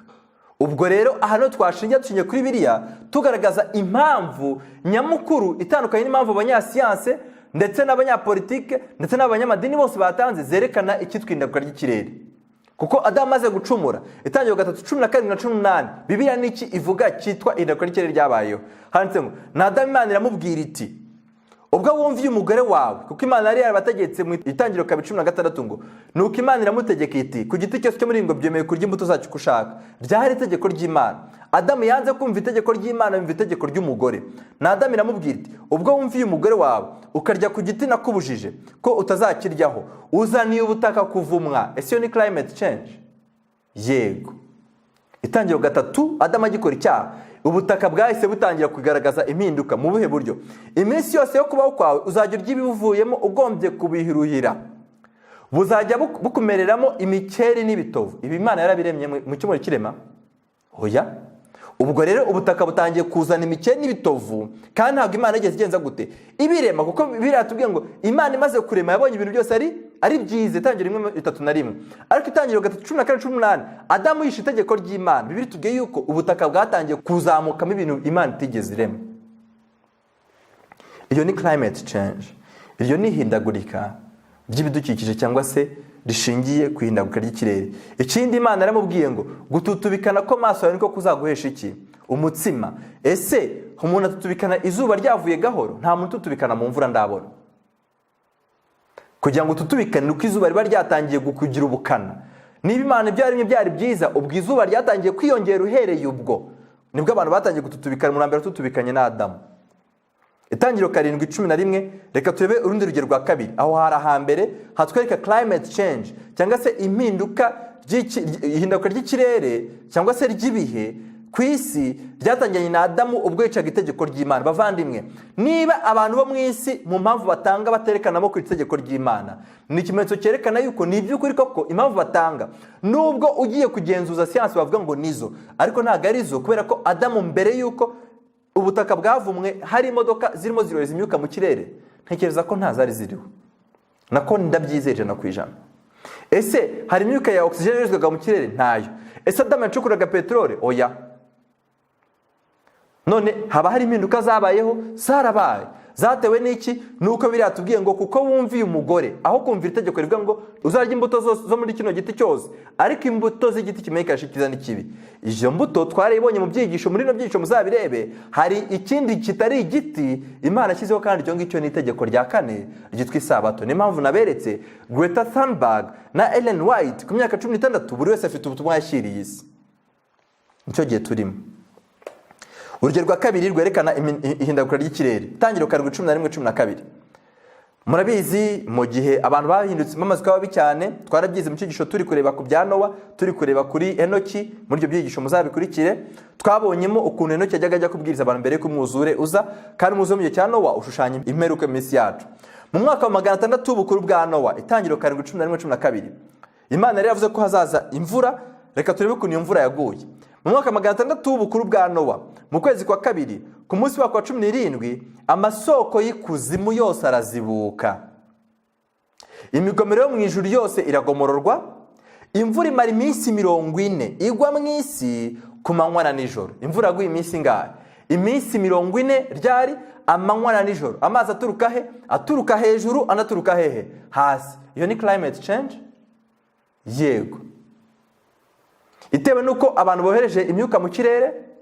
Ntabwo ariko mbihamya. Itewe nuko abantu bakoze imodoka nyinshi cyane? Ntabwo icyo gihe bakoraga imodoka. Byari bitewe n'iki? Abantu bahinduka babi cyane. Niko mu Itangiriro 6 bavuga. Abantu bari barisha amategeko y'Imana, abantu banze kumvira imiburo y'Imana, abantu bahura n'ihindagurika ry'ibihe, kuko imvura normale ntago igwa iminsi 40 n'amajoro 40. Iyo mvura ahantu hose yagwa yateza ikibazo, iza ari ikiza, kandi ngo amazi yaturukaga hasi no hejuru. Reka turebe ahandi hantu ha gatatu. Handitse ngo igitabo cya mbere cy'Abami 17:1. Bukeye Eliya w'itishubi, umwe mu basuke b'i Galeyadi, asanga haba aramubwira ati, ndahiye Uwiteka Imana ya Isirayeli uhoraho, iyo nkorera iteka yuko nta kime cyangwa imvura bizagwa muri iyi myaka keretse aho nzabitegekera. Imvura imara imyaka 3 n'amezi 6 agenza gute? Itagwa nta n'ikime gitonda. Abantu babura amazi barapfa, inka n'indogobe n'ingamiya zibura ibyo zinywa, zirapfa ko imigezi yari yarumye. None iryo ni ihindagurika ry'ikirere? Yego. Eliya amaze guhura na Ahabu, ni iki yamubwiye? Mukurikire igitabo cya mbere cy'Abami 18:17-18. Handitse ngo, maze Ahabu abonye Eliya aramubwira ati, mbega ni wowe n'umuruho wateye Isirayeli? Ubwo ni Ahabu baza Eliya, azi ko kuba imvura itaraguye ikibazo ari nde? Ari Eliya wayihagaritse. Maze Eliya asubiza Ahabu ati, erega singe wateye Isirayeli umuruho, nyumva neza, ahubwo ni wowe Ahabu n'inzu ya so, kuko mwaretse amategeko yande y'Uwiteka. Ubwo imvura yamaze imyaka 3 n'amezi 6 itagwa kubera ko abantu baretse amategeko yande y'Uwiteka, maze bagakurikira Bali. imvura, iyo ni climate change. Habayeho ubushyuhe bukomeye mu gihe cyo kwa Eliya. Twabonye hambere ubutaka bwajemo ibintu bidasanzwe, aho ni mu itangiriro. Twarebye mu gihe cyo kwa Nowa, imvura yaguye mu buryo budasanzwe. Ibyo ngibyo twabigeranya n'imyuzure muri kino gihe cyacu. Twarebye no kubura kw'imvura, ubwo n'ubushyuhe bukabije, ndetse tutanatinya kuvuga n'ubutayu mu gihe cyo kwa Eliya. Ubwo rero mu gihe cyo kwa Nowa, cyo kwa Eliya n'icya Adamu, hose turi kubonamo ihindagurika ry'ibihe, kandi bidatewe n'impamvu zose abascientifique, Papa Francis, abayobozi ba leta batanga bari kugaragaza yuko arizo zitera climate change. Niba bibeshye ku gitera rero climate change, nta kabuza na solution zose bagomba gutanga zigomba kuba zinyuranye n'igisubizo ikibazo isi ifite. Intambara ikomeye, page 115. Haranditse ngo Satani nanone akorera mu biremwa kugira ngo yigarurire abantu benshi batiteguye. Yigishije amabanga y'imibereho y'ibyaremwe, kandi akoresha imbaraga ze zose gutegeka ibintu byose mu gihe cyose Imana ikibimwemereye. Ubwo Imana yamuhaga uburenganzira bwo kubaza Yobu, mbega ukuntu imikumbi n'amashyo, abagaragu, amazu n'abana byose byayotse mu mwanya muto cyane, icyago kigakurwa n'ikindi. Imana nikingira ibiremwa byayo kandi ikabirinda imbaraga z'umurimbuzi. Nyamara abakristo basuzuguye amategeko ya Yehova, kandi Uwiteka azasohoza icyo yavuze, ko azahagarika gusuka imigisha ye ku isi, kandi akura uburinzi bwe kubagomera amategeko ye, bakigisha abandi kandi bakabahatira kugenza nkabo. Satani agenza uko ashatse uwo ari we wese Uwiteka yakuyeho uburinzi bwe. Azihanganira bamwe kandi bahirwe kugira ngo umugambi we ujye mbere, abandi abateza ibyago maze abemeze ko Imana ari ibateje ako kaga. Satani niwe ubikora, yarangiza akabigereka kuri nde? Ku Mana. Tugikomeje kuri iyo page, igihe yereka abana b'abantu nk'umuvuzi ukomeye ushobora kubakiza indwara zabo zose, azateza indwara n'ibyorezo kugeza ubwo imidugudu n'ibirorero bisigara amatongo n'ibidaturwa. Iyo ni climate change? Yego. Indwara z'ibyorezo ndetse n'amatongo n'ibindi. N'amagingo aya ari ku murimo we. Reka twumve. Satani arateza iki? Arateza impanuka n'ibyorezo ku nyanja, ibyo twabibonye, no ku butaka, umuriro wa kirimbuzi, Amazon, umuraba ukaze, za tsunami, imyuzure, inkubi, imiyaga y'ishuheri, kubura epfo na ruguru, ibishyitsi hirya no hino, kandi mu buryo bwinshi. Ibyo ni ibishyitsi nk'uko tubibona. Imbaraga ze ziri ku murimo. Yararika umwero w'ubutaka, maze inzara n'ubwiye bigakurikiraho. Ahumanya umwuka wo mu kirere, maze abantu ibihumbi byinshi bakarimbuka. Ibyo byago bizarushaho kwaduka mu isi, kandi nako birimbura. Ukurimbuka kuzaba ku bantu no ku nyamaswa. Ibyo bintu biri kubaho uyu munsi. Kandi uwo mushukanyi ruharwa azumvisha abantu ko abakorera Imana ari bateje ibyo byago. Itsinda ry'abarakajuru rizashinja abubahiriza amategeko y'Imana ko ari bo nkomoko y'ibyo byago byose. Bahora bahindura abagome. Hazavugwa ko abantu bagomeye Imana bica isabato yo ku munsi wa mbere w'icyumweru. Urumva ubwo solution izaba yarabaye proposed n'iki? Ni icyumweru. Ari nabyo twabonye muri Laudato Si. Maze abantu bica icyumweru bakubeza umunsi w'isabato nibo bazashyirwaho ibyo. Kubw'ibyo icyo cyaha cyo kwica dimanche cyateje ibyorezo bikazahagarara ari uko umunsi w'icyumweru umaze guhatirwa abantu bose, kandi ko abakomeza gushyigikira itegeko rya kane, twabonye ko ari ryo Abadiventiste bashiriye isi, baba batesheje umunsi w'icyumweru icyubahiro cyawo, ndetse ko bahungabanya umutegeko w'igihugu ubwo na leta zirimo, kuko bakibuza umugisha w'Imana kandi bakadindiza ubukungu bwacyo. Bavandimwe banjye, iki nicyo gihe duhagazemo uyu munsi. Icyo kirego cya kera cyarizwe umugaragu w'Imana kizabyutswa, kandi impamvu zizaba ari zimwe. Maze aha abonye Eliya basubimo rya somo, aramubwira ati mbega ni wowe n'umuruho wateje Isirayeli? Eliya asubiza haba ati erega si wateje Isirayeli umuruho, ahubwo niwe n'inzu ya so, kuko mwatse amategeko y'Uwiteka mugakurikiza Bali. Ubwo igituma climate change ibaho n'iki? Nuko abantu bica amategeko y'iki? Y'Imana. Abantu nibibeshya ku mpamvu zateye ihinduka ry'ikirere, na solution batanga bazazibeshyaho. Mu gihe cyo kwa Eliya nta modoka zabagaho, ibyuma bishyushya amazu n'ibiyakonjesha nta byari biriho, recycling ntayo bari bakeneye. Nibwo abantu bazazabiranwa n'uburakari babitewe n'amazimwe babwiwe, maze bibasira abagaragu b'Imana nk'uko babahakanye bo mu Bisirayeli bibasiye Eliya. Ese mu gihe cya kera byaba byarigeze bibaho? Ibyo turi kubibwirwa nk'ibizaba, kandi biri hafi cyane. Reka turebe n'ubundi mu ntambara ikomeye, page 32, niba hari abandi bantu bigeze babiregwa. Aho ni ukwigira ubuhanuzi mu mateka. Umubwiriza rimwe 9 handitse ngo ibyahozeho nibyo bizongera kubaho. Ako karengane katanye mu gihe cy'ubutegetsi bwa Nero, ahagana mu gihe Paulo yiciwemo ahorwa kwizera kwe, kakomeje gukorwa kagenda gakaza umurego cyangwa gacogora mu binyejana byakurikiyeho. Abakristo baregwaga babeshyerwa gukora ibyaha bibi bikabije, kandi bakavuga ko aribo bateza amakuba nk'inzara, indwara z'ibyorezo ndetse n'imitingito. Iyo ni climate change? Yego. Bitewe nuko bari bahanzwe cyane n'abantu bose kandi bakabakekaho ibibi, hari abantu bahoraga biteguye kugambanira inzirakarengane kugira ngo bibonere indamu. Babaciraga urubanza babashinja ibintu bitatu. Cyambere, kwigomeka ku butegetsi. Niba leta yavuze ngo mushireho iyi niyo gahunda mugomba kugenderaho, abo bantu bahise babarega kwigomeka kuki? Ku butegetsi. Ibyo byabaye ku butegetsi bwa ndero no gukomeza. Cya kabiri, babaregaga kuba banzi b'idini. Amadini nayo ari involved. Icyo gihe ni chapitre ya 2 mu ntambara ikomeye, babaregaga yuko ari abanzi b'iki? B'idini. Cya gatatu, kandi nibo ntandaro y'ibyorezo byibasira abantu. Climate change, ihindagurika ry'ikirere. Ibyabaye nibyo bizongera kubaho. Yesu ubwe yarabivuze kuko abantu bazica amategeko y'Imana. Yesu yabonye kuko abantu bazaba batagishaka kumva amategeko y'Imana. Abantu bazaba baririmba ngo nkunda Yesu, ariko amategeko bigisha ari amategeko y'abantu. Luka 21:25-27 Yesu yaravuze ngo, kandi hazabimenyetso ku zuba no ku kwezi no ku nyenyeri, kandi hasi amahanga azababara, bumirwe bumvise inyanja n'umuraba bihorera. Abantu bazagushwa iby'umura n'ubwoba no kwibwira ibyenda kuba mu isi, ko imbaraga zo mu isi zanyeganyega. Ubwo nibwo bazabona umwana w'umuntu aje mu gicu afite imbaraga n'ubwiza bwinshi. Bavandimwe, kuba turi kubona ibiri kuba ni ibitwereka ko Yesu ari hafi kugenza gute? Yesu ari hafi kugaruka.